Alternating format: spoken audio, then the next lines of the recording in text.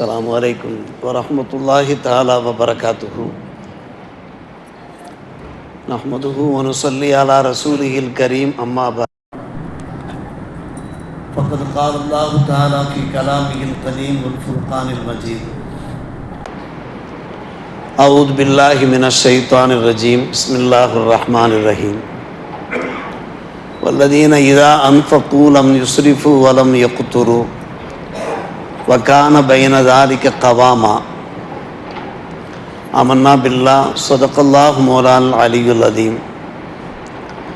அல்லாஹும்ம ஸல்லி அலா சய்யிதினா முஹம்மது திப்பில் குலூபி வ தவாயிஹா வ ஆஃபியத்தில் அப்தானி வ ஷிஃபாயிஹா வ நூரில் அப்சாரி வ தியாயிஹா வ அலா ஆலிஹி வ ஸஹ்பிஹி வ ஸல்லிம். மேலான பெரியோர்களே, அல்லாஹ்வின் நல்லடியார்களே, அல்ஹம்துலில்லாஹ். இன்றைய தினம் நம்முடைய ஹாஃபிஸா ஓதிய 25ஆம் அத்தியாயம் சூரத்துல் ஃபுர்கான், அதனுடைய கடைசி 13 வசனங்கள். அந்த 13 வசனங்களிலே அல்லாஹ் 13 பண்புகளை எடுத்து சொல்லுகிறான். அது யாருடைய பண்புகள் என்றால் இபாதுர் ரஹ்மான். ரஹ்மானுடைய அடியார்களாக யார் இருக்கிறார்களோ, ரஹ்மானுக்கு நெருக்கமான பிரியமான அவனுடைய திரு பொருத்தத்தை பெற்ற அடியார்களாக யார் இருக்கிறார்களோ அவர்களுடைய அந்த அழகிய பண்புகளை எடுத்துரைக்கிறான். அதிலே ஒரு பண்பு, அந்த நல்லார்கள் பெரியார்கள் செலவு செய்தார்கள் என்றால் வீண் விரயம் செய்ய மாட்டார்கள், அளவு கடந்து செலவு செய்ய மாட்டார்கள். அதே சமயத்தில் ரொம்பவும் இறுக்கம் காட்டவும் மாட்டார்கள். இரண்டுக்கும் மத்தியில் நடுநிலையாக நடந்து கொள்வார்கள் என்று அல்லாஹ் சொல்லுகிறான். ஒரு முக்கியமான ஒரு போதனையை இந்த சமுதாயத்திற்கு அல்லாஹ் எடுத்துரைக்கிறான். நம்முடைய வாழ்க்கையில் நாம் எந்த செலவுகள் செய்தாலும் ஒரு மத்தியஸ்தமாக நடந்து கொள்ள வேண்டும். தண்ணீர் இறைப்பது போன்று நம்முடைய செல்வத்தை இறைத்து வீணாக்கி விடக்கூடாது. அதே சமயத்தில் நம்மிடத்தில் கருமித்தனமும் உலோபித்தனமும் இருக்கவும் கூடாது. இந்த இரண்டுக்கும் மத்தியில் ஒரு மத்தியஸ்த நிலைமையை நாம் கையாள வேண்டும் என்று அல்லாஹ் சொல்லுகிறான். பெருமைக்குரிய பெரியோர்களே, சகோதரர்களே, இன்றைய காலகட்டம் கண்கூடாக நாம் பார்க்கிறோம். எல்லோரும் ஒரே நிலைமையிலே இருப்பதில்லை. செல்வத்திலே ஆரம்ப நிலையிலே இருப்பவர்கள் உண்டு, மத்திய நிலையிலே இருப்பவர்கள் உண்டு, உச்ச நிலையிலே இருக்கக்கூடியவர்களும் உண்டு, மிகப்பெரிய செல்வந்தர்களாக. ஆனால் உச்ச நிலையிலே இருக்கக்கூடியவர்கள் எப்போதும் அதே நிலையிலே இருப்பது கிடையாது. சில சமயங்களில் அவர்களுடைய நிலை மாறிவிடுகிறது. ஆரம்ப நிலையிலே இருக்கக்கூடியவர்கள் சில சமயம் அவர்கள் நல்ல வசதி வாய்ப்பு உள்ளவர்களாக மாறிவிடுகிறார்கள். மத்தியஸ்தத்திலே உள்ளவர்களும் கூட மிகவும் கவனமாக எச்சரிக்கையாக இருக்க வேண்டியிருக்கிறது. நாம் சிரமப்படுகிறோம், உழைக்கிறோம், பாடுகிறோம், பணம் சம்பாதிக்கிறோம். அப்படி சம்பாதிக்கின்ற போது அருமை சகோதரர்களே, நம்மிடத்திலே கையிலே வசதி இல்லாவிட்டால் நாம் பரிதவித்து நிற்கவும் கூடாது, நிலை குலைந்து போய்விடவும் கூடாது. பணம் வந்துவிட்டால் ஒரே பந்தாவாக நடந்து கொள்ளவும் கூடாது. எந்த அளவுக்கு நாம் நடுநிலையாக நடந்து கொள்கிறோமோ நாம் பெரும்பாலும் நம்முடைய செல்வங்கள் பாதுகாக்கப்பட்டு ஒரு கௌரவத்தோடு வாழ வாய்ப்பு இருக்கிறது. நாம் ஹசன் பஸ்ரி ரஹ்மத்துல்லாஹி அலைஹி அவர்கள் உரைக்கின்ற ஒரு அருமையான வாசகம், மா ஆல முக்தசிதும் கத்து. யார் செலவினத்தில் நடுநிலையாக நடந்து கொள்கிறாரோ அவர் ஒருபோதும் பிறரிடத்தில் தேவையுள்ளவராக ஆக மாட்டார், ஏழையாக ஆக மாட்டார். இப்திசாதாக நடந்து கொள்ள வேண்டும், நடுநிலையோடு நடந்து கொள்ள வேண்டும் என்று குர்ஆனிலே பல்வேறுபட்ட போதனைகளை நாம் பார்க்கிறோம். அருமை சகோதரர்களே, வலா தஜஅல் யதக மக்லூலத்தன் இலா உனுகிக வலா தப்சுத்துஹா குல்லல் பஸ்த் ஃபதகூத மலூமம் மஹ்சூரா. நீங்கள் உங்களுடைய கையை உங்களுடைய கழுத்திலே கட்டப்பட்டதாகவும் நீங்கள் ஆக்கி விடாதீர்கள், அந்த வசனத்தின் பொருள். அதே சமயத்தில் உங்களுடைய கையை ஒரேடியாக விரிக்கவும் செய்யாதீர்கள். இப்படி நீங்கள் நடந்து கொண்டீர்கள் என்றால் உங்களுடைய நிலை என்ன ஆகும் என்றால் தக்கூத மலூமன், நீங்கள் நிந்திக்கப்பட்டவர்களாக, சோதிக்கப்பட்டவர்களாக, வேதனை செய்யப்பட்டவர்களாக ஆகிவிடுவீர்கள். மஹ்சூரா, கை செய்யப்பட்டவர்களாகவும் ஆகிவிடுவீர்கள். என்றால் என்ன அர்த்தம்? உங்களுடைய கைகளை நீங்கள் கழுத்திலே கட்டப்பட்டதாக ஆக்கி கொள்ளாதீர்கள் என்றால் என்ன அர்த்தம்? நீங்கள் கருமித்தனம், உரோபித்தனத்தோடு இருக்காதீர்கள். நீங்கள் உங்களால் இயன்ற அளவுக்கு தான தர்மங்கள் செய்யுங்கள். உங்களுடைய குடும்பத்தினுடைய தேவைகளை நீங்கள் பூர்த்தி செய்யுங்கள். அப்படி செய்யாவிட்டால் இதோ பார் கஞ்சம் போகிறான் பாரு, பகில் போகிறான் பாரு என்று நீங்கள் நிந்திக்கப்பட்டவர்களாக ஆகிவிடுவீர்கள்.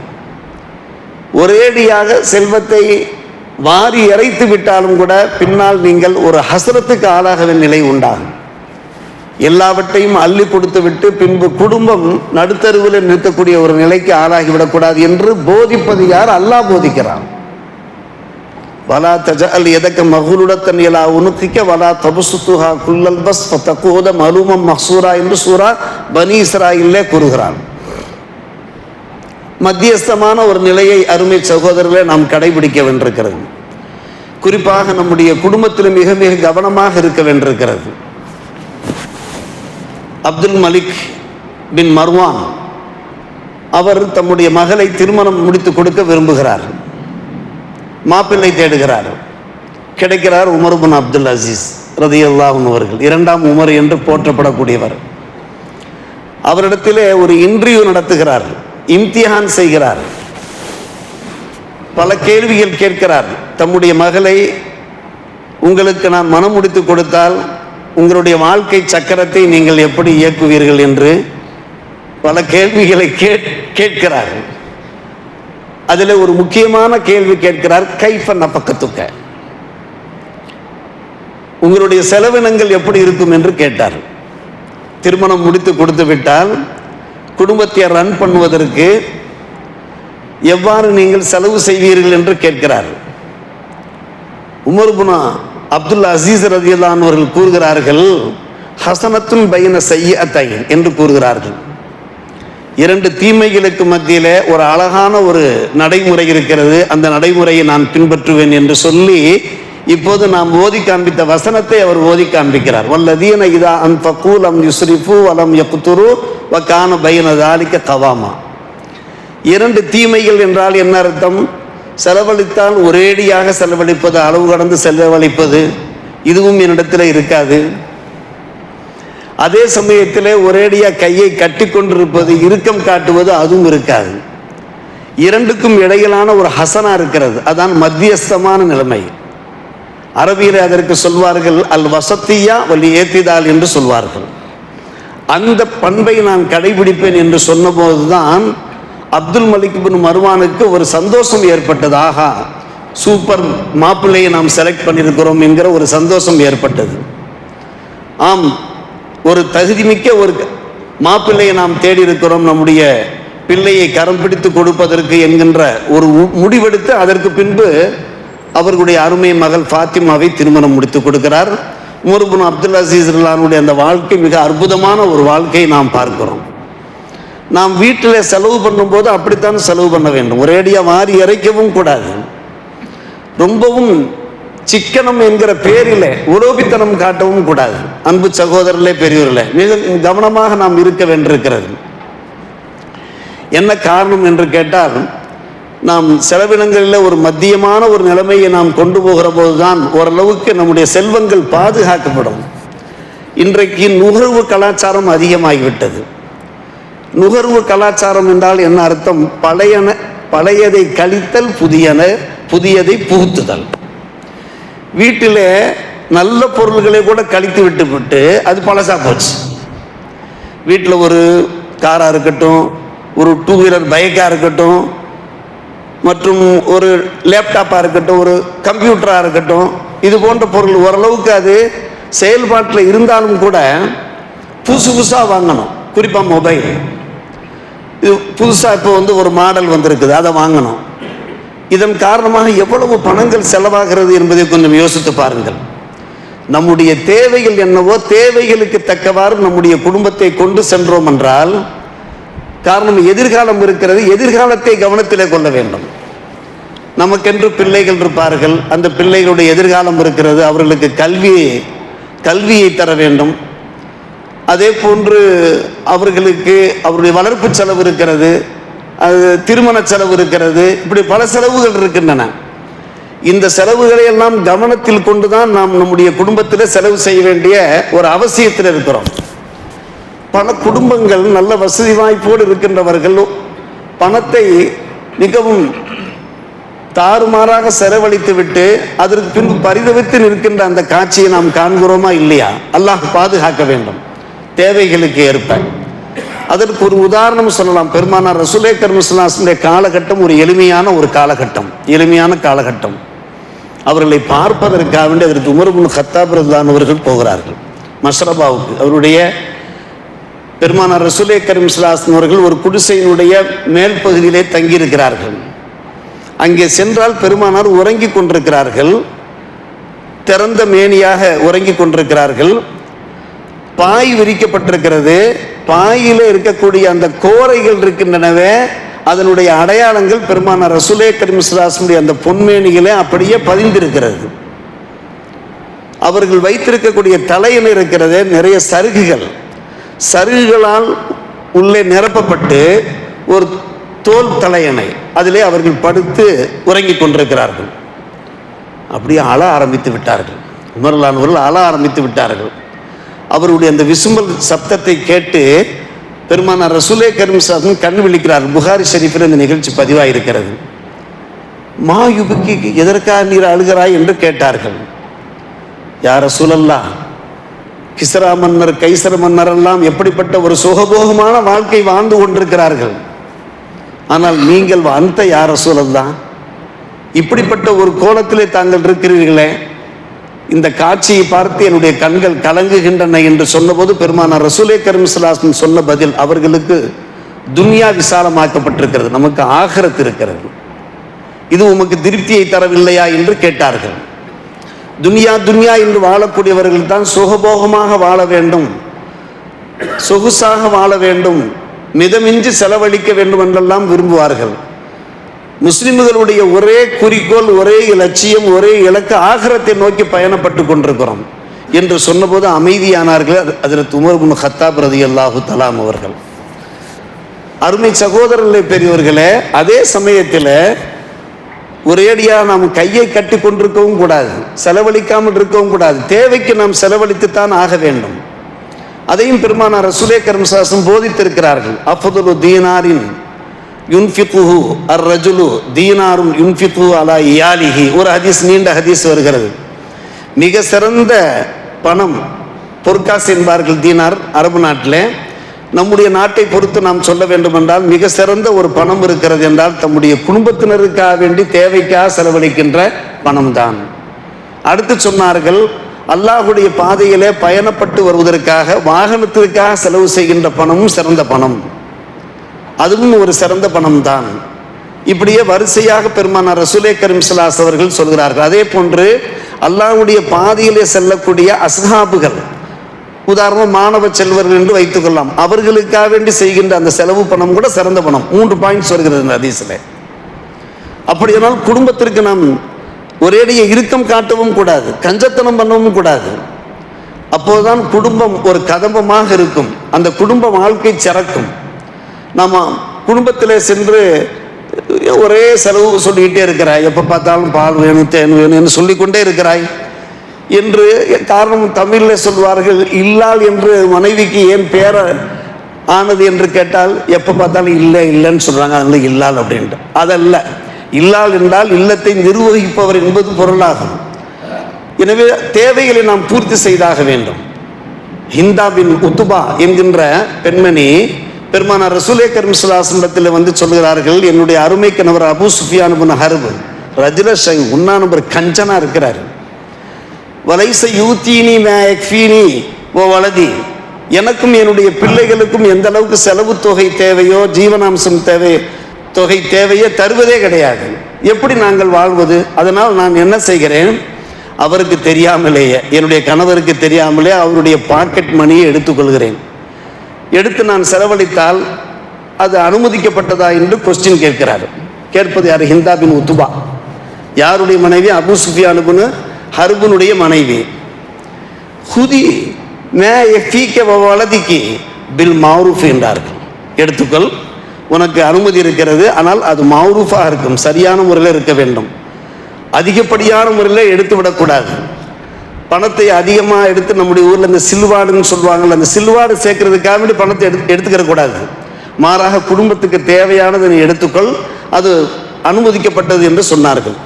இப்படி நாம் ஒரு கஞ்சர்களாகவும் இருக்கக்கூடாது, உலோபிகளாகவும் இருக்கக்கூடாது. அதை ஏற்றுக்கொள்ளவில்லை, நம்முடைய மார்க்கம் ஏற்றுக்கொள்ளவில்லை. அதே சமயத்தில் அன்பான பெருமக்களே, நாம் என்ன செய்ய வேண்டும் என்றால், அப்படி செலவு செய்கிற போது மிகவும் கவனமாக, எச்சரிக்கையாக.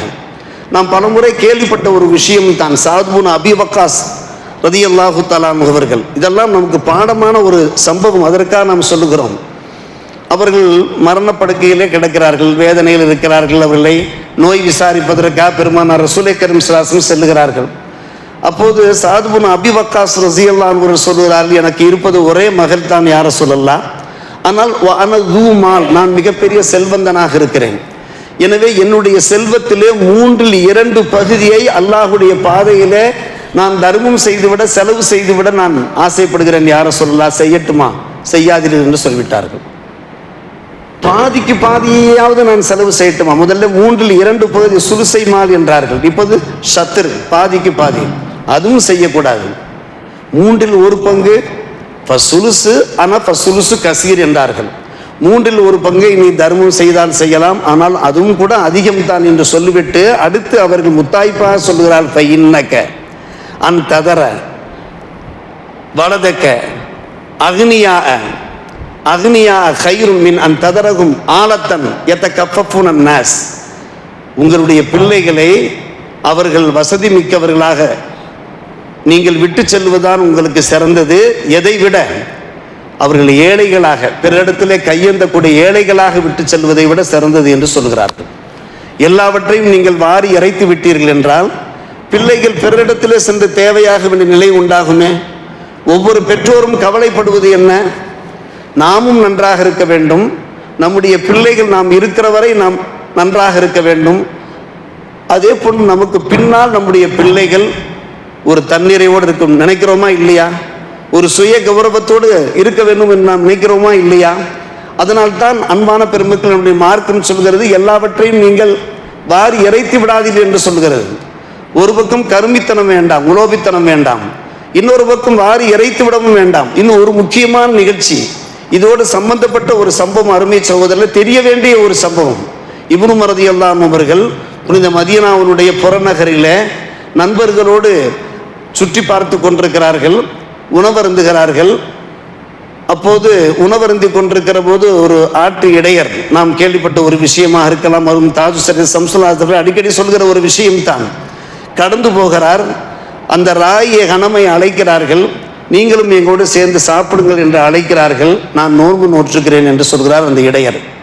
நான் நோன்பு நோற்றுக்கிறேன். ஒரு இடையர் சொல்லுகிறார், ஆற்று இடையர் சொல்லுகிறார், பாலைவனத்திலே இவ்வளவு கடுமையான வெயிலே நீ நோன்பு நோற்றிருக்கிறாயா? சரி போகட்டும், சரி இவ்வளவு பெரிய மந்தை, அதில் ஒரு ஆட்டை எனக்கு நீ விற்பனை சோதிக்கிறார்கள். அந்த பையனுடைய அந்த தக்குவா, அந்த வராயத்தை சோதிக்கிறார்கள். ஒரு ஆட்டை நீ எனக்கு விலைக்கு கொடுக்க முடியுமா? நாங்கள் அதை அறுத்து சமைத்து புசிப்போம், உமக்கும் ஒரு கொஞ்சம் லகு தருகிறோம், கொஞ்சம் இறைச்சி தருகிறோம். அது எப்படி நான் கொடுக்க முடியும்? இந்த ஆட்டுக்கு சொந்தக்காரர் இருக்கிறார், அவருடைய அனுமதி இல்லாமல் நான் ஆட்டை விற்க முடியாது. என்னப்பா நீ பேசுற? ஆட்டுக்கு சொந்தக்கார எஜமான் பார்த்துக்கிட்டா இருக்கிறாரு, அப்படி இவ்வளவு பெரிய மந்தையில் ஒரு ஆடு காணாம போச்சுன்னா அவருக்கு தெரியாது. சரி, அப்படியே தெரிந்துட்டா கூட நீ என்ன பதில் சொல்லலாம்? ஓனாய் கப்பிக்கிட்டு போயிடுச்சுன்னு சொல்லி நீ தப்பிச்சிடலாம்ப்பா. தீபு கப்பிக்கிட்டு போயிடுச்சு, நீ தப்பிச்சிடலாம். சோதிக்கிறார்கள், இப்னு உமர்லான்னு சோதிக்கிறார்கள். அப்போது அன்பான பெருமக்களே, சற்று உங்களுடைய கவனத்தை திருப்புங்கள். அந்த ஆட்டு இடையர் சொல்லுகிறார், வானத்தை பார்த்து ஐநல்லா என்றார், அல்லாஹ் இருக்கிறானே, அவன் பார்த்து கொண்டிருக்கிறானே என்று சொன்னார். ஐநல்லா, அல்லாஹ் எங்கே? என்னுடைய எஜமான் பார்க்காமல் இருக்கலாம், கவனிக்காமல் இருக்கலாம், யார் கவனித்துக் கொண்டிருக்கிறார்? நான் என்னுடைய எஜமானுடைய இந்த செல்வத்திலே, இந்த ஆட்டு மந்தையிலே ஏதாவது ஒரு மோசடி செய்து விட்டால் இறைவன் அல்லாஹ் பார்த்து கொண்டிருக்கிறானே, அவனுக்கு நான் எப்படி பதில் சொல்வேன்? ஐநல்லா ஐநல்லா, ஒரு முறைக்கு இருமுறையாக. மஜ்லிஸ் கலைந்து விடுகிறது. இப்னு உமர் வீட்டுக்கு செல்கிறார்கள். செல்லும் இடமெல்லாம் ஐநல்லா ஐநல்லா ஐநல்லா ஐநல்லா, இந்த வார்த்தை அவருடைய காதில் ரீங்காரம் விட்டு கொண்டே இருக்கிறது. இப்போது Iran America Israel, Iran America Israel, Dubai, UA, இப்படியே நாம் பேசிக்கொண்டிருக்கிறோம் அல்லவா? இதே போன்று பாருங்கள், அந்த ஆற்று இடையர் இவ்வளவு பேணுதல் மிக்கவராக இருக்கிறாரே. மறுநாள் என்ன செய்தார்கள்? தம்முடைய அருமை அடிமை ராஃபி என்பவரை அனுப்பி அந்த எஜமான் எங்கே என்று பார்த்து அத்தனை ஆடுகளையும், அந்த ஆடுகளை அவருடைய இடையராக இருந்த அடிமையாக இருந்த அவரையும் நீங்கள் விலை கொடுத்து வாங்கி வந்து விடுங்கள் என்று சொல்லி இப்னு உமர் அவர்கள் பணத்தை சேமித்து வைத்திருந்தார்கள். இப்னு உமர் அவர்கள் தங்களுடைய பெற்றோர் கொடுத்த அந்த செல்வத்தை எல்லாம் சேமித்து, ஒரு சேமிப்பு வேண்டும் அல்லவா? சிக்கனம் இக்கணம் தேவை என்று சொல்வார்கள் அல்லவா? எப்போதுமே நம்முடைய குடும்பத்திலே நிச்சயமாக சேமிப்பு வேண்டும். சேமிப்பு இல்லாவிட்டால் நம்முடைய குடும்பம் அல்லாஹ்தான் பாதுகாக்க வேண்டும். சேமித்து வைத்திருந்தார்கள். அந்த பணத்தை அப்படியே கொடுத்து அனுப்பி எல்லாவற்றையும் வாங்குகிறார்கள். அந்த ஆட்டு இடையை உரிமை விடுகிறார்கள். அந்த ஆட்டு மந்தையை அப்படியே அவரிடத்திலே அன்பளிப்பாக ஒப்படைத்து விட்டார்கள் இப்னு உமர் ரலியல்லாஹு தஆலா அன்ஹுமா என்று நாம் பார்க்கிறோம். இந்த சம்பவத்தை நாம் இங்கே சொல்வதற்கு என்ன காரணம்? இப்னு உமர் அவர்கள் தங்களுடைய குடும்பத்துக்கு செலவழித்தார்கள், ஃபீ சபீல் செலவழித்தார்கள், ஆனால் சேமித்தார்கள். அந்த சேமிப்பு மூலமாக குடும்பத்திற்கும் பயன்படும், ஒரு நல்ல காரியத்துக்காக வேண்டியும் பயன்படும். இது ஒரு நல்ல காரியத்துக்காக பயன்பட்டிருக்கிறது. இப்படி பார்க்கிற போது அன்பான பெருமக்கள், இந்த வசனத்தின் அந்த பொருள் நமக்கு என்றைக்கும் நம்முடைய மனத்திரையில அது பதிவில இருந்து கொண்டே இருக்க வேண்டும். மிக அற்புதமான வசனம். சூரத்துல் ஃபுர்கானில கடைசி 13 வசனங்கள்ல 13 பண்புகள்ல ஒரு பண்பாக அல்லாஹ் சொல்கிறான், இபாதுர் ரஹ்மான், ரஹ்மான் அடியார்கள் யார் என்றால் அவர்கள் செலவழித்தார்கள் என்றால் அளவு கடந்து வரவு மீறி செலவு செய்ய மாட்டார்கள், இறுக்கம் காட்ட மாட்டார்கள், இரண்டுக்கு மத்தியிலே மத்தியஸ்தமாக நடந்து கொள்வார்கள். மத்தியஸ்தம் என்பது, நடுநிலை என்பது என்றைக்குமே நமக்கு பயன் தரக்கூடிய ஒன்றாக இருக்கிறது என்பதை அல்லாஹ் உணர்த்துகிறானே. வாழ்க்கையிலே புரிந்து கொண்டே செயல்படுவோம். அல்லாஹ் ரப்பல் ஆலமீன் எல்லோருக்கும் நல்ல புரிவானாக. வாஹிர் தாவானா அல்ஹம்துலில்லாஹி ரப்பில் ஆலமீன்.